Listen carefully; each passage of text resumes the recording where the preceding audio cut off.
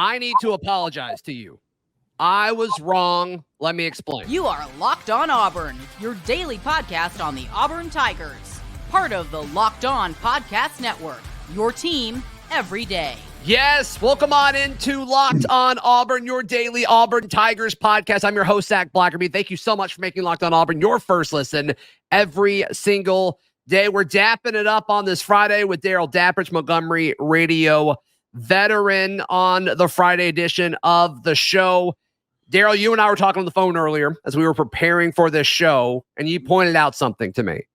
You pointed out saying, hey, is Arkansas's rush defense statistically as good as everybody's talking about? Because I just ran with it, Darrell. Hugh Freeze talked them up at his Monday presser. Other Auburn shows that I listen to have been saying similar things about how stout Arkansas is at stopping the run. So I just believed it. I've been saying the same thing all week. But you question things, Darrell, and I love that. I love that about you. And I think when you actually look at the numbers, I don't think that's really actually true. I think they're fine against the run, but they're not as good as another narrative that has popped up. So here's some of the numbers to think about here, Darrell. On the season, Arkansas is allowing 137 yards on the ground per game, which isn't bad, right? Which isn't bad. Sounds impressive at first. Sure. When you look at the 6 games they've played in conference play, LSU ran for 189. Mississippi State ran for 120. That's that 7-3 game. Bama ran for 177. A&M ran for 204. Ole Miss ran for 196. And then Florida ran for 112. Of course, their win this past Saturday. So that's 163 yards on the ground per game, which that's about 30 more than what they typically average. But when you look at the 6 SEC teams that they've played, what they typically run for, what they've ran for per game on the season, it's dang close. It averages to like 160 on the ground per game. So across conference play, teams are rushing for what they typically run for across the whole season. So Darrell, let me ask you this. If Auburn does that, if this trend continues, which I think 6 conference games is a pretty large sample size at this point of the season, Auburn's rushing for 190 per game. And so if this stays true, Auburn's going to rush for about 190 on Saturday. And if that happens, I personally think Auburn wins this game. Great point. And I think, and I know you, if you're taking the whole thing in the totality, it's not fair to pull Mississippi State's numbers out, but they have the benefit of having the Mississippi State yards per average in Arkansas's average, and they're one of the worst rushing teams in the SEC. So you take that low outlier out, and really they're giving up about 170, 180 yards a game. And that's right in Auburn's wheelhouse. I mean, Auburn, you're right. If they just rush for what, if Auburn rushes for what they normally do, because that's what Arkansas is giving up, they go for 190. And I severely like Auburn's chances. If they run for 190 and just even throw it for 150 efficiently, I really like Auburn's chances to go on the road and win this game. I'm with you. And so just this narrative that popped up that Arkansas is good at stopping the run. And I assume that's because Hugh Freeze talked about that at his Monday presser, which I don't know what else he's supposed to say. So that's fine. Auburn's allowing 164.3 yards on the ground per game. And to me, these are the numbers that I think matter. I think if Auburn can slow Arkansas down and do what they typically do on the ground to what they've done over the season, especially those last few games, to me, if Auburn's able to win on the ground, it's got a good situation for this. I guess it's an upset. They're not favored to win. So if they're going to pull off this upset, that's what they need to do.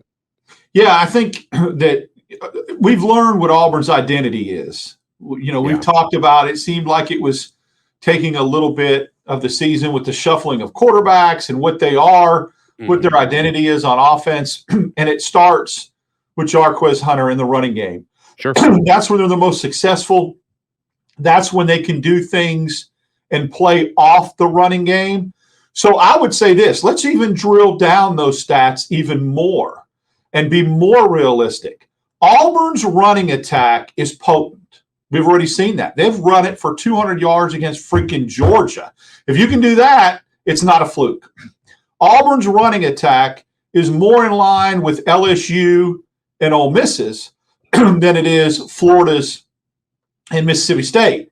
It's actually better than Ole Miss's. Like, yes. Ole Miss is running for 180. Ole Miss, LSU running for 190. Yeah. Yeah, and look what LSU and Ole Miss did against Arkansas's defense. So Auburn's running attack is more in line and similar to that than they are the low-lying, statistic of Mississippi State and Florida. So I think at the end of the day, Auburn could exceed 190. They could break the 200-yard mark as far as rushing is concerned and have a really successful running day like they did against Vanderbilt. Yeah, to me, that's the key. And there's going to be a lot of folks that say, well, sure, they did it against Vandy and they did it against Mississippi State. And I just don't see that big of a difference between those two teams and Arkansas. In fact, it's kind of funny that that's the argument. It's like, well, Mississippi State went to Fayetteville and won. Transitive property in college football is irrelevant, but still, it's just like, I don't fully get that argument. Arkansas is a bottom half team in the SEC, just like these other teams are. And those are the teams that Auburn's been able to line up against. You look at the Cal, you look at Vandy, you look at Mississippi State. The teams that Auburn have a better roster than, they've won. And I think Auburn, from top to bottom, has a better roster than Arkansas. I think Arkansas has probably got the better quarterback, and they've probably got some defensive guys that stand out. But all in all, from top to bottom, I like Auburn's roster more than Arkansas's. And to me, that's a big reason why I think Auburn wins on Saturday. Two things can be true at the same time. The narrative that Auburn is going to lose the game and all the naysayers and doom and gloomers that say they're going to get beat, that's absolutely ridiculous based upon the fact that to say, well, all they've done is beat Vanderbilt and Mississippi State. Well, like you said, Arkansas, statistically and standings-wise, is right there with Mississippi State and Vanderbilt. So it would be safe to say that you would expect the same results. On the flip side, there's nothing wrong with being concerned about this game, not thinking it's going to be an automatic W, feeling like it's going to be a game that goes well into the fourth quarter. It is an absolute dogfight because Arkansas's history this year has shown they've been in almost every game they've played, and they're coming off a win at Florida that I would feel better about this game had they lost that game because of psychologically and emotionally. I think Arkansas would have been ready to fold their tent. They would have nothing to play for. No bowl game. Now they have the carrot of the bowl game still there if they win out, which I think will propel them to not fold their tents, to not be so flat, unemotional. They got a little bit of life and hope.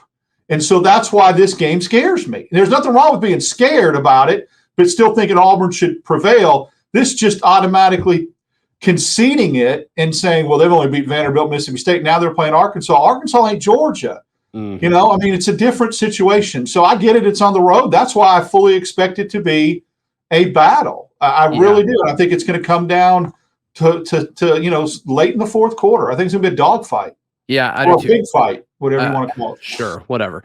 Yeah, I'm with you. And I'm glad that you bring that up because a lot of people are saying like, oh my gosh, Auburn fans are so arrogant for thinking this way. And it's like, that's fine, whatever. But if you want to pick Auburn to lose this game, and Auburn very well could lose this game, I'm totally okay with that. But for all the reasons that have popped up this week, I don't think that's why Auburn's going to lose. I think if Auburn were to lose, it's because it would be because KJ Jefferson plays his tail off, or Auburn just absolutely flutters on offense on the road.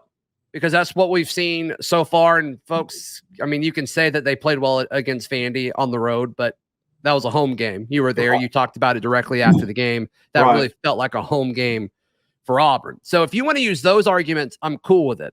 But to say Arkansas is suddenly this great team because they beat Florida, which is what I'm seeing everywhere, no, I don't think that makes sense. I don't think that's the argument for why Auburn will lose. I do think it's possible that you see some kind of signature game for Travis Williams, the defensive coordinator for Arkansas. Like, I do think that's an X factor that probably hasn't been discussed as much on this show. He wants to get this win.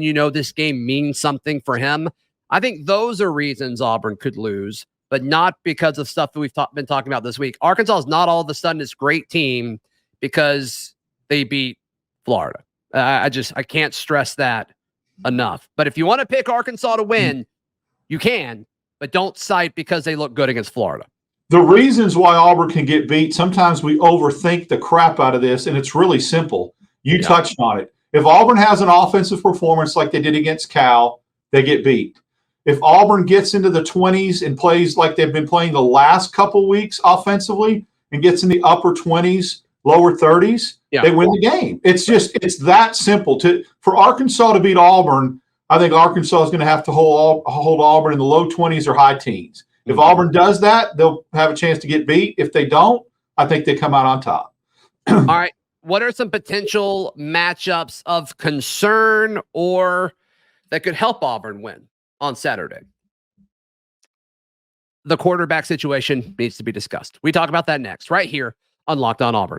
Today's show is brought to you by our friends at eBay Motors. Passion, drive, and patience is what brings home the winning trophy and also keeps your ride or die alive. eBay Motors has everything you need to maintain your vehicle and keep it suited up for peak performance. With over 122 million parts for your number one ride or die, you'll always find exactly what you're looking for.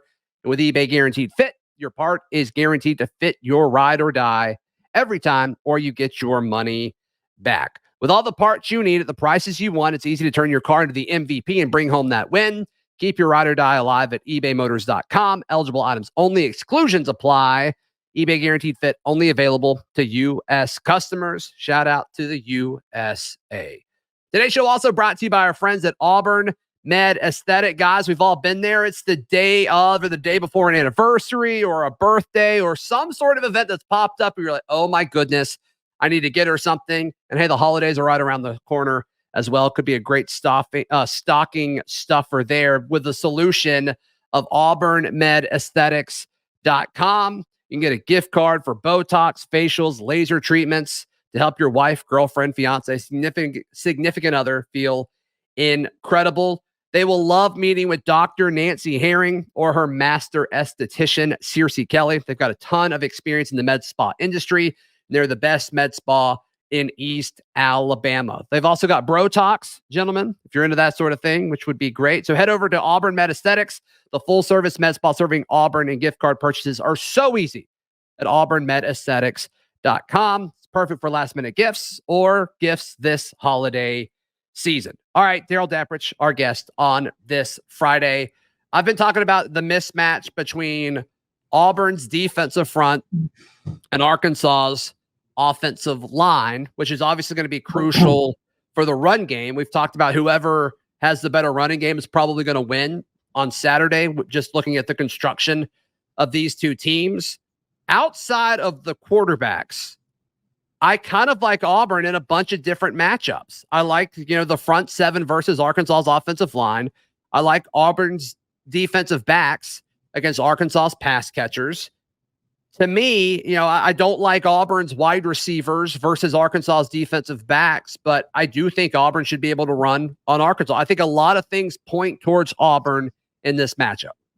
Yeah, the matchup, mostly in the SEC, it goes back to the trenches. Sure. And if you have a decided advantage in the matchups along offensive and defensive lines, you should win the game. So the skill positions, other than running back, Arkansas's got a big advantage. Probably their receivers better, the quarterback we know. But along the lines of scrimmage, Auburn's offensive line and defensive front, to me, have the advantage over Arkansas's. Yeah. When you combine that with the secondary playing at the level that it's playing at, it's going to be very difficult for Arkansas to get big chunk plays unless KJ Jefferson gets them when plays break down. And obviously Auburn hopefully learned its lessons with how Jaden Daniels went off and is going to kind of keep that in containment. So along the lines of scrimmage, I think I look for Auburn to probably get more sacks than they've had in any game this year. I could see them getting 3 or 4 sacks, maybe 5, with bringing linebackers, bringing safeties, the edge guys. And then I think Auburn's offensive line will do a good job of keeping Peyton Thorne upright and giving him some time and giving Hunter holes to run through, which we've learned from the press conference last week. He's being as patient as he's been all year, letting that inside zone play develop. If that happens, he could break off some big runs. Yeah, I mean, what kind of game is needed from Jarquez Hunter on Saturday in your mind? Because let's assume the work share is about the same. Let's assume Damari gets a few touches. Let's assume Jeremiah Cobb gets his one touch that goes for a touchdown. I mean, realistically, what type of expectation do we need of Jarquez Hunter? Because, I mean, he's not going to do what he did last week, this week, I don't think. But if he gets 120 to 140, I feel really good about this game. I think so too, because I think Thorne will have more yards. There wasn't a need for Thorne to pull it and although it was there, I mean, there were a couple times where if Peyton Thorne would have pulled it and not handed the ball off to Hunter, he could have had big gains because they were keying and crashing on Hunter so much. I think Thorne could have more yards rushing the football Saturday, and then I think a Battie, an Alston, and a Cobb will also have more yards. So I could see Cobb going for about 125. And the other four guys. Hunter, you mean? Hunter going for 125? Yes, I'm sorry, Hunter for 125, and then Cobb, Battie, Alston, and Thorne going for 70 or 80 collectively and put Auburn over the 200-yard mark. Who's the receiver, do you think, that could possibly step up? I mean, we've seen Javarius Johnson kind of turn it up. Him. That's as exactly of late. It's got to be VAR at this point, right? Yeah. I think he's getting healthier. I think, your first game back, sometimes there's a feeling out process. You're not 100%. There's a little bit of tentativeness to really cut and explode the way you should because you're worried about the injury. I think having a game under his belt and having the reps, I look for him to go off and feel really comfortable and be the guy in the passing game. Yeah, I think so too. Because if you're Arkansas and it's a passing situation, like, who do you cover? You make sure Rivaldo is accounted for. And after that, if I'm a defender, I'm thinking, okay, 6. They're going towards Javarius Johnson. Then after that, it kind of seems like there's a drop-off. I mean, the love and attention for Jay Fair has fizzled out a little bit, it seems like.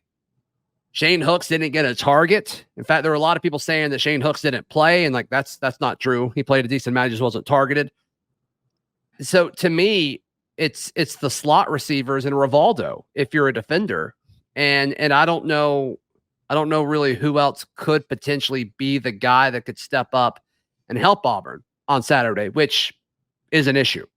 Maybe a back out of the backfield. Look for that, because if they start keying downfield on Fairweather and VAR, a Cobb, a Hunter, a Battie coming out of the backfield on wheel routes, screen passes, swing passes, could be big. Yeah. I feel like that's been there.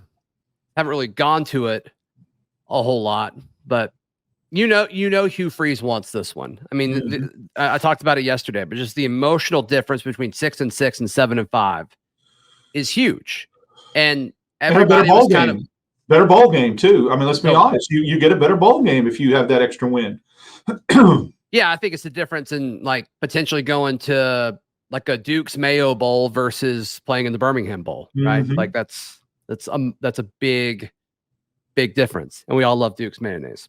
So can't stress that enough. All right, let's give our final predictions for the week in just a moment, right here on Locked On Auburn. Today's show is brought to you by our friends at Eddie's Calzones. They're located at 130 North College Street in downtown Auburn. It's across from the new Target. You can't miss it. They've got all kinds of stuff, and it's all fantastic. Your specialty calzones, your extra crispy wings. They've got a bunch of sides, including their loaded curly fries and tots. They've also got the coldest draft beer in town. So game day weekend, whether you're at home or on the road, you got to make Eddie's Calzones a part of it. And the greatest thing is they're open until 4 a.m. and they'll deliver to you. So if you don't want to leave or you're a little juiced up, doesn't matter. Eddie's Calzones will bring all of this great food to you. They've also got weekly specials like 2-for-1 calzones on Tuesdays, half-price wings on Wednesdays. They've got beer specials going on virtually all the time throughout the week. So whether you're looking for something different for your stay-at-home tailgate or away game watch party, you just got to call our friends at Eddie's Calzones. You can find Eddie's on the web at eddiescalzonesauburn.com or give them a call at 334-329-5111.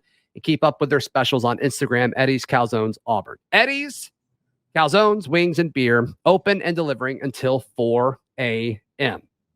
Today's show also brought to you by our friends at Jace Medical.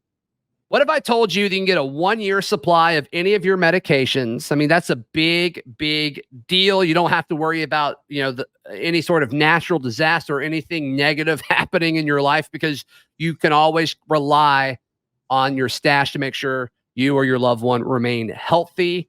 Go online right now, jacemedical.com. You can receive your 12-month supply of your daily medication. Just remember to use promo code LOCKEDON, one word, LOCKEDON at checkout for a discount. A verified customer has said this about Jace, said, quote, "I'm thankful for the service. Supply chain issues caused me to cut pills in half in order to take them. I order most of my daily meds within a year supply, and now I feel secure." So if you or someone you know wants to have that peace of mind by having a year supply of any daily medicine, head over to jacemedical.com. That's spelled J-A-S-E medical.com.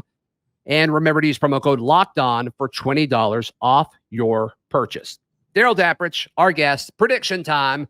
I've done a change of prediction that I said earlier in the week. I think I said like 27-17 or 27-20. I'm lowering the whole thing. I'm going 20-17 Auburn. I think field goals are going to be crucial in this game, just because these offenses in the red zone, more specifically these defenses in the red zone, I'm expecting some red zone stops. And unless Auburn continues to be able to score from outside the red zone, I'm not really anticipating as much of that this week. I hope I'm wrong. So I'm predicting more field goals. So I'm going to go 20-17 in favor of the Auburn Tigers. Yeah, I've lowered mine a little bit too. I think Auburn gets in the mid-20s. I'm going to say 24-20. Auburn will win 24-20. They'll have to hold on late, with Arkansas having to go for a touchdown late, field goal not doing any good. So, Arkansas is going to have to score late, and Auburn's defense holds, and Auburn wins 24-20 is my prediction. Yeah. And I love Auburn's special teams advantage in this game too. It's a very underrated aspect of what this team has done. Not just McPherson, but Chapman's done a really good job punting the football and putting Auburn in good position from a flipping the field standpoint. So I like Auburn's special teams, and I think Keontae Scott on a punt return aspect could break one as well, or at least put them in good field position to lead to a score. I'm with you. I'm with you on that. Do you think so? If Auburn's, I'm going to throw out a number. If Auburn scores 24 points against Arkansas, do you feel confident about a win? Yes. If they score 21, do you feel confident about a win? No. Okay. So the line's somewhere between 21 and 24 to you. Yes. Okay. Got it. Do you think it matters at all that Hugh Freeze won in Arkansas at Liberty last year? No. Do you think that matters at all? Does not. I don't think it matters. I mean, Brian Harsin won the year before. We know what that coaching staff was about. Went on the road. Of course, that was with Bo Nix. And then last year, same coach, and that was when it all came crashing down, when Auburn reached its lowest point of the season, and he got fired. So, yeah, I think from one year to the next, one coach to the next, different teams, different personnel. Now, does Hugh Freeze feel confident going into Arkansas? Sure. But remember, he struggled with some Ole Miss teams going into Arkansas. I think probably had a Western Division title snatched from him on a fluky play late against Arkansas one year. Some kind of tied in, throw it over your shoulder crap down the sideline, if I'm remembering, with my old age. I mean, we said the same thing about him historically not doing great in Vanderbilt too, and they looked okay last week. So, I mean, so from year to year, does any of the stuff really year to year matter? Who knows? Script can change. Exactly. Yeah. Yeah. I mean, it seems like this team feels pretty confident. It seems like this 2-game winning streak has really ignited this locker room. Just talking to some of the kids on the team throughout this week, Darrell, which is great, but because I'm sure you could say the same thing about Arkansas, like, man, that win felt good after losing so many straight. So I don't know, once again, if that really matters or not, but it is worth looking at. So we've talked about special teams and offensive individuals. Who's a defensive guy that you think, okay, this guy is going to take the game over or make an impact? Because I'm thinking Jalen McLeod gets multiple sacks on Saturday. Yeah, that is my prediction. I put all my chips on Jarquez Hunter last week. I'm going with Jalen McLeod this game. I could lie and say I was thinking of somebody else, but I don't need to do that and be misleading. I was thinking Jalen. From the moment we talked about Arkansas's offensive line, I could not get Jalen McLeod's name out of my head. Like he did against Texas A&M last year when he was playing for App State. I could see him having a multi-sack game. I just feel it. The bend seems to be there, and KJ doesn't want to run it. He wants to pass it. So we'll see if he's able to do that. Another guy that I thought about saying was Marcus Harris. They feel better about, I think this Auburn defense likes the interior of Arkansas's offensive line and respects them more than the tackles. So that's why I scooted outside and went with Jalen McLeod. So I guess by the nature of that, Keldrick Falk also has a shot. We'll see. Oh, that'd be great. Yeah. Cam Riley, the way that he's been blitzing and rushing the passer over the last few games, I would love that. Wouldn't necessarily shock me. So I think there's a few dudes that could really step up and wreak havoc in the backfield. But I think this is McLeod's game. I really do. Looking for Austin Keys to continue to impress and improve as well. This is game 3, and Hugh Freeze and the coaching staff talked about what a difference he's made to their defense since he's come back. Yeah. And it's been fun to see like Nehemiah Pritchett and a lot of graphics as far as like yards allowed and things like that this week. So I feel good about the defensive backfield. It's just, I think if Auburn plays their best game and Arkansas plays their best game, I think Auburn wins. Right. That's all you could ask for. Make it about Auburn. Yeah. It's just which Auburn team shows up, them on the road. It's concerning just because outside of Vandy, we haven't seen it, but they haven't had a chance to show that in a few weeks. So we'll see. We'll see what happens. Darrell, you and I will recap this game and have a new episode fresh on your feeds, whether it's on YouTube or your favorite podcasting app Sunday morning. But where else can they find you? Follow me on Twitter, DAP6410, Monday mornings on the Auburn Network, Tuesday afternoon, various shows on the Auburn Network. And then not going to be able to do that tomorrow night or tonight, actually, but I'll be doing some of the basketball reaction shows with you throughout the year. Yes, and a lot of people said, oh my gosh, didn't know you do that. And I'm like, I said it like every show. But yes, we're going live after every Auburn basketball game. We went live after Baylor. We'll go live tonight as well. So read all of our written work at auburndaily.com, and we will see you on, I guess, later tonight after the Auburn basketball game. So until then, this has been Locked On Auburn.